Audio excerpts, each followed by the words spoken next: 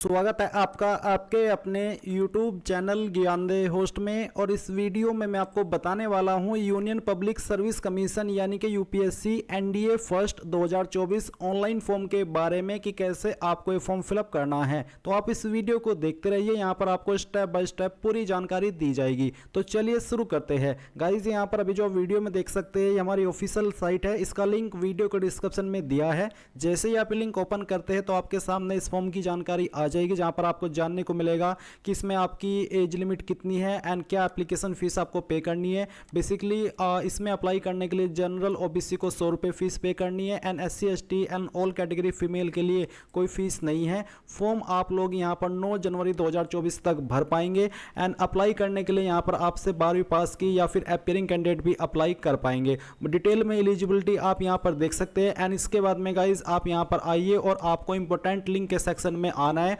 और यहां पर आने के बाद में आपको apply online link through OTR इसके ऊपर क्लिक करना है। इसके ऊपर क्लिक करने के बाद आपके सामने जो ये वेबसाइट है वो आ जाएगी। अगर आपका पहले से इस वेबसाइट के ऊपर रजिस्ट्रेशन है, आपने कोई भी फॉर्म भरा था इस वेबसाइट का इस्तेमाल करके, तो आप यहां पर डायरेक्टली आपकी ईमेल आईडी और फिर ओटीपी ला करके उसके ऊपर ये कैप्चा कोड फिल करके लॉगिन कर लेंगे। बट अगर आप फर्स्ट टाइम यूजर है, आपने इसके ऊपर रजिस्ट्रेशन नहीं किया, तो आप न्यू रजिस्ट्रेशन के ऊपर क्लिक करेंगे। अब यहां पर आपके सामने रजिस्ट्रेशन का पेज आ चुका है। आपको आपका नाम पहले एंटर करना है। ये नाम आप यहां पर 10th के सर्टिफिकेट के अकॉर्डिंग एंटर करेंगे। इस नाम को दोबारा डाल करके वेरीफाई नेम में वेरीफाई कर देना है। फिर जो आपका फुल नेम है, फुल नेम आपको यहां पर एंटर करना है। देन यहां पर आप आपका जेंडर सेलेक्ट करेंगे। आपके जेंडर को दोबारा सेलेक्ट करके वेरीफाई करना है। आपकी जो भी डेट ऑफ बर्थ है वो आप यहां पर कैलेंडर के ऊपर क्लिक करके सेलेक्ट करेंगे। पहले आप यहां से इस प्रकार से ईयर, फिर यहां पर मंथ और उसके बाद में डे। तो इस तरह से आपकी डीओबी आ जाएगी। देन आपको आपकी डीओबी को दोबारा सेलेक्ट करके वेरीफाई करना है। इसके बाद यहां पर गाइज आपके सामने आता है फादर नेम। तो आपको आपका फादर नेम भी 10th के सर्टिफिकेट के अकॉर्डिंग देना है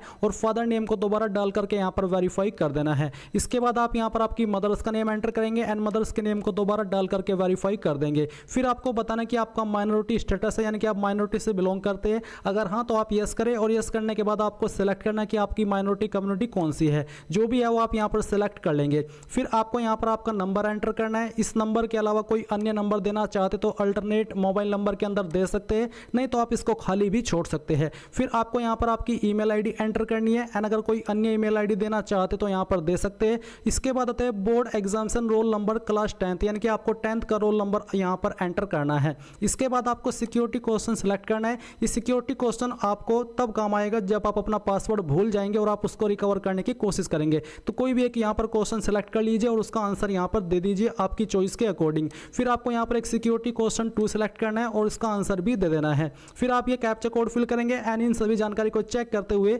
सबमिट पर क्लिक करेंगे। सबमिट पर क्लिक करने के बाद में आपने जो भी जानकारी भरी है उन सभी का प्रीव्यू आपके सामने। अगर आपको लगता है कोई जानकारी गलत है तो आप अपडेट चेंज के ऊपर क्लिक करके चेंज कर लीजिए, नहीं तो आप यहां पर आई एग्री पर क्लिक करेंगे। आई एग्री के ऊपर क्लिक करने के बाद में आपके नंबर पर भी और आपकी ईमेल पर भी ओटीपी सेंड किए। आपको यहां पर पहले मोबाइल वाला ओटीपी डाल करके वेरीफाई करना है और फिर इसके बाद में आपको यहां पर ईमेल वाला ओटीपी, बेसिकली आपको दोनों ओटीपी एक साथ में डालने हैं और फिर वेरीफाई ओटीपी पर क्लिक करना है। अब गाइज आपका रजिस्ट्रेशन कंप्लीट हो चुका है। आप यहां पर प्रिंट के आइकन के ऊपर क्लिक करके इसको प्रिंट कर लेंगे। अगर आपके पास प्रिंटर मौजूद नहीं है तो आप इसका स्क्रीनशॉट ले लीजिए, क्योंकि ये जानकारी आपको बाद में काम आने वाली है। अब आपको क्या करना है, आपको यहां पर लॉगिन पर क्लिक करना है। लॉगिन पर क्लिक करने के बाद में आप यहां पर आपकी या तो ईमेल आईडी देंगे या फिर यहां पर जो आपका ओटीआर आईडी आपको मिला है रजिस्ट्रेशन करने के बाद में वो एंटर करेंगे। यानी कि ये आपको सेलेक्ट करना है कि आप ईमेल आईडी के माध्यम से, नंबर के माध्यम से, किस माध्यम से लॉगिन करना चाहते हैं। मैं आपको प्रेफर करूंगा कि आप यहां पर मोबाइल नंबर पर क्लिक करें और यहां पर आपका नंबर एंटर करें, फिर गेट ओटीपी पर क्लिक करें। इसके बाद आपके नंबर पर ओटीपी जाएगा, वो ओटीपी यहां पर डाल करके ये वेरिफिकेशन कोड फिल करते हुए लॉगिन पर क्लिक करना है। लॉगिन करने के बाद में आपके सामने कुछ ऐसा इंटरफेस आएगा। बेसिकली यहां पर आपको एक पासवर्ड क्रिएट करना है। आपको यहां पर न्यू पासवर्ड में एक पासवर्ड डालना है। पासवर्ड के अंदर आपका इंग्लिश का कैपिटल वर्ड, स्मॉल वर्ड, कोई स्पेशल कैरेक्टर और साथ ही डिजिट रहना चाहिए। इस तरह का आप एग्जांपल ले सकते हैं पासवर्ड के लिए और आपको यहां पर ये पासवर्ड दोबारा डाल करके वेरीफाई कर देना है। इसके बाद आप यहां पर सभी जानकारी को वेरीफाई करके सबमिट पर क्लिक करेंगे। सबमिट के ऊपर क्लिक करने के बाद में आपका यहां पर अकाउंट कंप्लीट हो जाएगा। अब गाइज आपके सामने यहां पर आपका डैशबोर्ड इस तरह से आ जाएगा। अभी आपको यहां पर लेटेस्ट नोटिफिकेशन इसके ऊपर क्लिक करना है। इसके ऊपर क्लिक करने के बाद में आप यहां पर देख सकते हैं एनडीए फर्स्ट यहां पर आपका ऐड कर दिया गया है। आप यहां पर जो इसकी इंपॉर्टेंट डेट्स है वो भी चेक कर सकते हैं। तो अभी आपको इसमें अप्लाई करना है। तो अप्लाई करने के लिए गाइज आपको यहां पर अपडेट एडिट ओटीआर दिया, यानी कि अगर आप अपनी ओटीआर की जानकारी एडिट करना चाहते हैं तो आप इसके ऊपर क्लिक करके इसको एडिट कर सकते हैं, नहीं तो आपको आपको यहाँ पर क्लिक फॉर पार्ट 1 इसके ऊपर क्लिक करना है। इस पर क्लिक करने के बाद आपके सामने इंस्ट्रक्शंस आएंगे, आप इन सभी को यहाँ पर नीचे आइए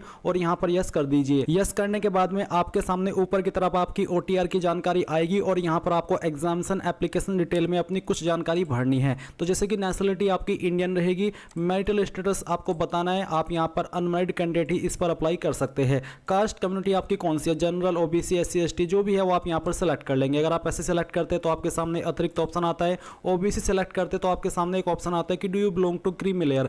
अगर आप करते हैं क्रीमी लेयर से बिलोंग तो आप यहाँ पर यस करेंगे, नहीं तो आपको यहाँ पर नो करना है। नो करने के बाद में आपके सामने अतिरिक्त जानकारी आएगी। अब कुछ कैंडिडेट का सवाल ये भी होगी कि हमें कैसे पता चलेगा कि हम क्रीमी लेयर में आते हैं या फिर नहीं आते हैं। तो जो आपका OBC कास्ट सर्टिफिकेट है वो आपको रीड करना है, उसमें आपको पता चल जाएगा कि आप OBC क्रीमी लेयर में आते हैं या फिर आप नहीं आते हैं। तो उसके अकॉर्डिंग आपको यस नो में आंसर करना है। SC ST के सामने भी सेम ऑप्शन आएंगे, जहां पर आपको कम्युनिटी सर्टिफिकेट नंबर यानी कि जो आपका कास्ट कैटेगरी सर्टिफिकेट नंबर है वो आपको यहां पर एंटर करना है। कौन सी सर्टिफिकेट, ये जो आपका सर्टिफिकेट है वो आपका कौन सी अथॉरिटी ने जारी किया है उसकी पोस्ट का नाम आपको देना है। ये सर्टिफिकेट आपका जनरली तहसीलदार, नायब तहसीलदार, आपका SDM इन पोस्ट के अधिकारी द्वारा जारी होता है एंड मजिस्ट्रेट के द्वारा भी जारी होता है। तो ये इनमें से कौन सी पोस्ट के अधिकारी ने आपका सर्टिफिकेट जारी किया है उस पोस्ट का नाम आपको यहाँ पर देना है। ये आपको आपके सर्टिफिकेट के ऊपर ही देखने को मिल जाएगा। इसके बाद में आप यहाँ पर कम्युनिटी सर्टिफिकेट डेट देंगे, यानी कि कब आपने ये सर्टिफिकेट बनवाया है वो डेट आपको यहाँ पर सिलेक्ट कर लेनी है। इस तरह से आप सिलेक्ट कर लेंगे। फिर यहाँ पर गाइज आपके सामने एजुकेशनल क्वालिफिकेशन आएगी, जहाँ पर आपके सामने 4 ऑप्शन है। पहला ऑप्शन है कि आपने 12वीं पास की है, जो कि आपने यहाँ पर पास सिंपल की है, उसमें आपके पास फिजिक्स केमिस्ट्री और मैथ नहीं था। बट अगर आपने जो आपकी 12वीं है वो आपने फिजिक्स केमिस्ट्री और मैथ के साथ में पास किया तो आप सेकंड वाला ऑप्शन टिक करेंगे। इसी तरह से अगर आप 12वीं के अंदर है यानी कि अभी आप 12वीं कर रहे हैं और आपके पास फिजिक्स केमिस्ट्री मैथ नहीं है तो आप तीसरा ऑप्शन सेलेक्ट करेंगे। एंड अगर आप अभी 12वीं कर रहे हैं और आपके पास फिजिक्स केमिस्ट्री मैथ है तो आप फोर्थ ऑप्शन सेलेक्ट करेंगे। अगर पास कर चुके हैं फिजिक्स केमिस्ट्री मैथ है तो आप यहाँ पर सेकंड ऑप्शन टिक कर लेंगे। फिर आपको आपका एड्रेस फिल करना है। लाइन 1, 2, 3 के अंदर थोड़ा थोड़ा पार्ट आपके एड्रेस का लिखना है, कोई कॉमा कोई स्लैश आपको नहीं लगाना है। इसके बाद में आप यहाँ से आपकी स्टेट सेलेक्ट करेंगे। फिर आपकी डिस्ट्रिक्ट कौन सी है वो आपको सेलेक्ट कर लेनी है। आपका जो पिन कोड है वो भी आपको यहाँ पर डाल देना है। इसके बाद अगर आप कोई अन्य नंबर देना चाहते हैं अपना तो वो आप यहाँ पर एंटर कर देंगे, नहीं तो आप इसको खाली छोड़ देंगे। एंड इसके बाद आपको कंटिन्यू के ऊपर क्लिक करना है। अब आपके सामने यहाँ पर फोटो आइडेंटिटी कार्ड का ऑप्शन आता है, जहाँ पर आपको कोई एक आईडी सेलेक्ट कर लेनी है। इनमें से आपके पास कोई एक आईडी होनी ही चाहिए। जो भी आईडी आपने सेलेक्ट किया उसका नंबर आप यहाँ पर फिल करेंगे एंड उसको दोबारा डाल करके आप वेरीफाई कर देंगे। फिर गाइज आपको यहाँ पर आपका जो स्कैन फोटो है यानी कि जो आईडी आपने सेलेक्ट किया है उसका फोटो आपको अपलोड करना है। इसका फॉर्मेट आपका PDF का रखा है। फिर आएगी preferences of NDA and NA exam, तो आपको किसको क्या प्रेफरेंस देनी है। जैसे कि अगर आपको आर्मी को पहले नंबर पर रखना है तो आप इसमें 1 लिखेंगे। अगर आपको नेवी को दूसरे नंबर पर रखना है तो 2, अगर आपको तीसरे पर रखना है तो 3 और एयरफोर्स को आपको दूसरे नंबर पर रखना है तो आप यहाँ पर 2 लिखेंगे। अगर आपको NA यानी कि नेवल अकेडमी को भी प्रेफरेंस देनी है तो आप इसमें 4 लिखेंगे, नहीं तो आपको इसमें 0 लिखना है। ये आपकी चॉइस के अकॉर्डिंग है कि आप किसको किस नंबर पर प्रेफरेंस दे रहे हैं। फिर आपसे पूछा कि क्या आप कभी वायुसेना की परीक्षा CPS कंप्यूटरीकृत पायलट चयन प्रणाली PABT यानी कि पायलट एप्टीट्यूड बैटरी टेस्ट में सफल रहे हैं। अगर हाँ तो यस करेंगे, नहीं तो आपको नो करना है। अगला सवाल है कि क्या आप वायुसेना के GDO ग्राउंड ड्यूटी ऑफिसर के लिए विचार किया जाना पसंद करेंगे, यानी कि क्या आप इसको भी प्रेफरेंस या कंसिडर करना चाहेंगे। अगर हाँ तो यस, नहीं तो आप नो करेंगे। आपकी चॉइस के अकॉर्डिंग है, इसमें मैं चाहे यस करूँ चाहे नो करूँ, आप उस पर मत जाइए। आप अपनी चीज़ पर ध्यान दीजिए कि मुझे इसमें यस करना है या फिर नो करना है। अगला सवाल है कि क्या आप सैनिक मिलिट्री स्कूल के विद्यार्थी हैं। अगर हाँ तो यस, नहीं तो आप नो करेंगे।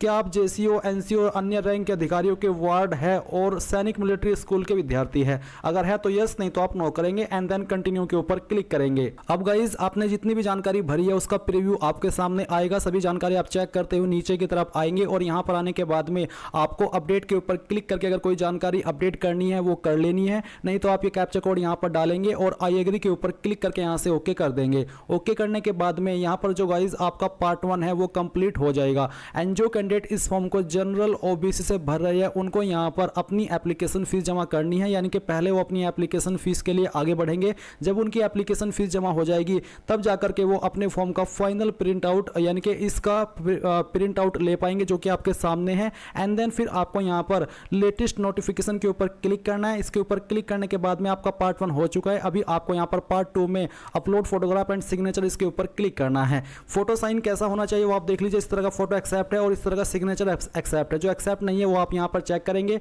आपके फोटो का जो पिक्सल है वो आपका 350 × 350 होना चाहिए एंड सिग्नेचर का पिक्सल 1000 × 1000 होना चाहिए। साइज आपके फोटो का 20 से 300 KB के बीच में रहना चाहिए। तो आप चूज फाइल के ऊपर क्लिक करें, जहां पर भी आपकी फोटो फाइल है वो आपको यहां पर सेलेक्ट कर लेनी है। तो चलिए मैं यहां पर इसको सेलेक्ट करता हूं, ओपन करता हूं। फिर यहां पर जहां पर आपकी साइन है वो आपको सेलेक्ट कर लेनी है एंड देन यहां से ओपन करना है। और इसके बाद आप अपलोड इमेज के ऊपर क्लिक करेंगे तो आपके इस तरह से इमेज यहां पर आ जाएंगे। अब आप कंटिन्यू के ऊपर क्लिक करेंगे। इसके बाद अब आपको यहां पर centre selection and agreeing to declaration इसके ऊपर टिक करना है। फिर यहां पर किस लोकेशन पर आप एग्जाम सेंटर रखना चाहते हैं वो आपको यहां पर आपकी चॉइस के अकॉर्डिंग सेलेक्ट करना है। डिक्लेरेशन को चेक करते हुए यहां पर I have read declaration and agree इसके ऊपर क्लिक करना है। आप देख लीजिए आपने सक्सेसफुली अप्लाई कर लिया है। अभी गाइज आप यहां पर लेटेस्ट नोटिफिकेशन के ऊपर क्लिक कीजिए और एप्लीकेशन स्टेटस में जाइए और यहां पर आकर के आप देख सकते हैं आप व्यू प्रिंट एप्लीकेशन के ऊपर के नीचे क्लिक करके ऊपर क्लिक करके अपने एप्लीकेशन फॉर्म का यहां पर प्रिंट के आइकन के ऊपर क्लिक करके प्रिंट ले सकते हैं। तो इस तरह से गाइज आप लोग इस फॉर्म को भर पाएंगे।